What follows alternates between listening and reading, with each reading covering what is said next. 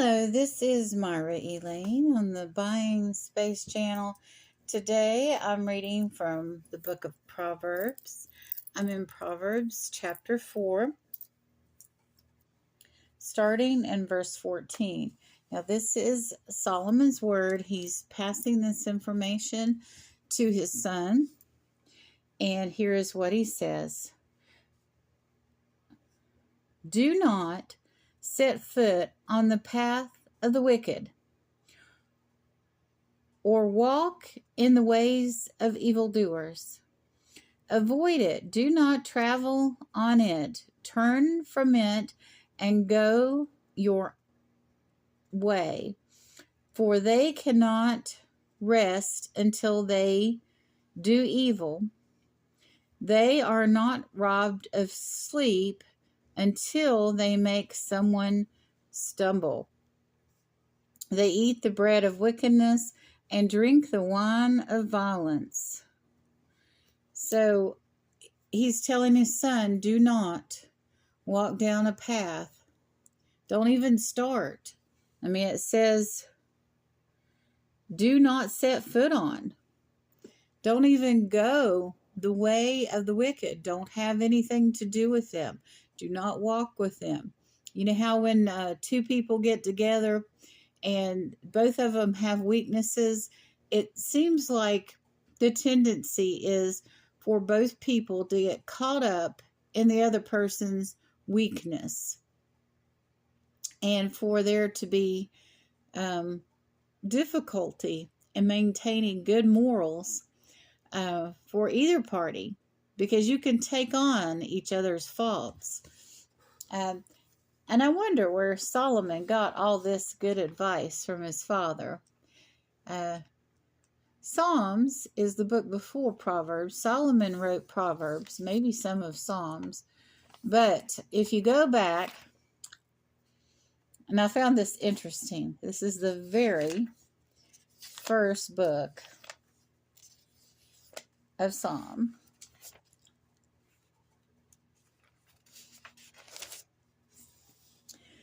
These are the writings of David. Blessed is the one who does not walk in step with the wicked, or stand in the way of sinners, or sit in the company of mockers, but those delight in the law of the Lord, who meditate on his law day and night.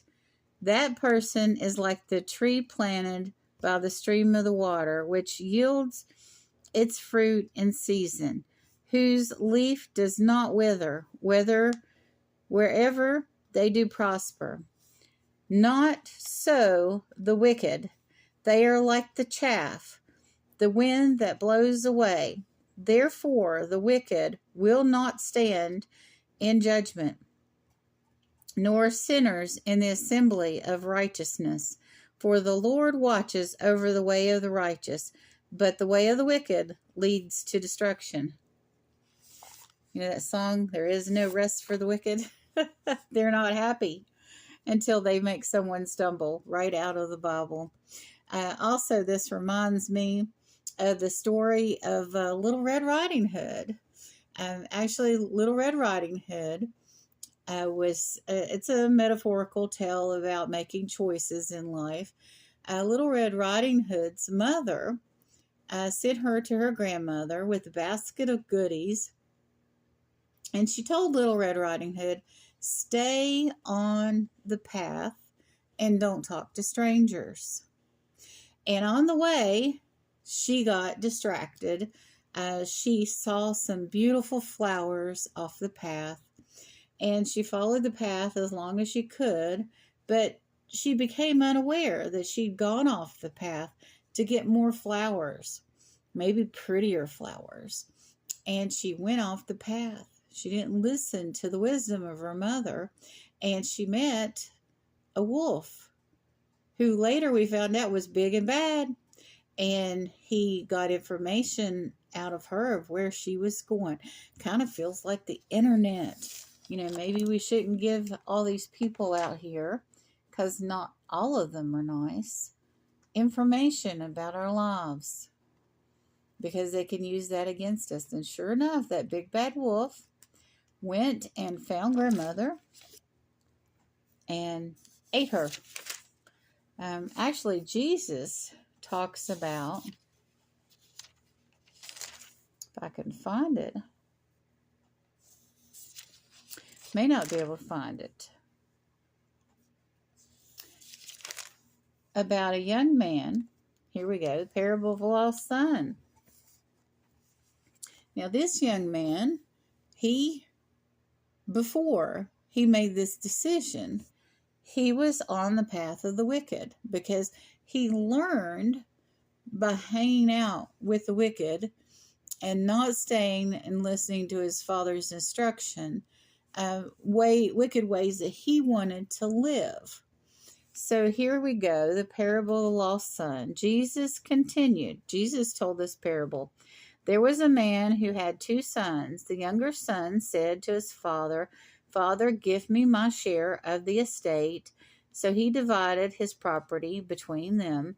And not long after, the younger son got together all he had, set off for a distant country, and there he squandered his wealth in wild living. Now, where did he learn about this wild living? Why did he have the desire to receive his inheritance? It was to go and participate in this wild living. After he had spent everything, there was a severe famine in the whole country, and he began to be in need.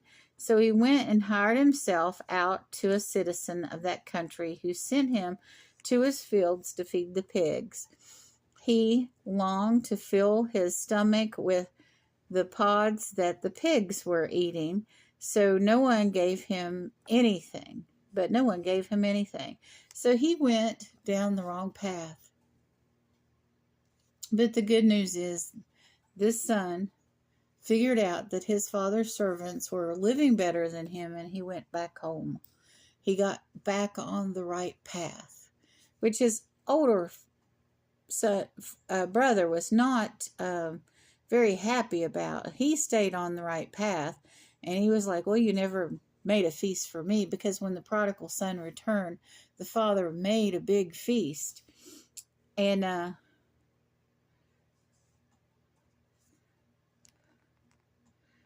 he's talking about how all these years, that he's been slaving for him.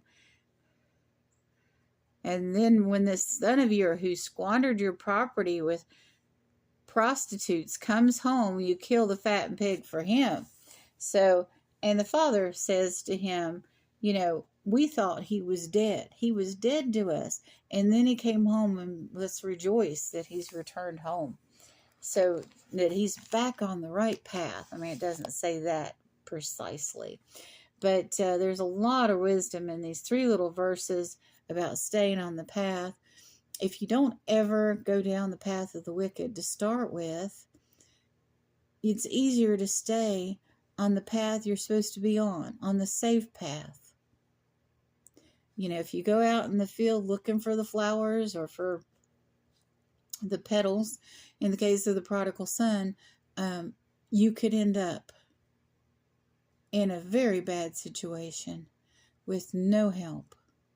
And Little Red Riding Hood ended up in a bad situation. Her grandmother got eaten up because of it. Poor grandma. But anyway, stay on the path. Stay away from the wicked. They'll not do you any good. And you all have a wonderful and blessed day.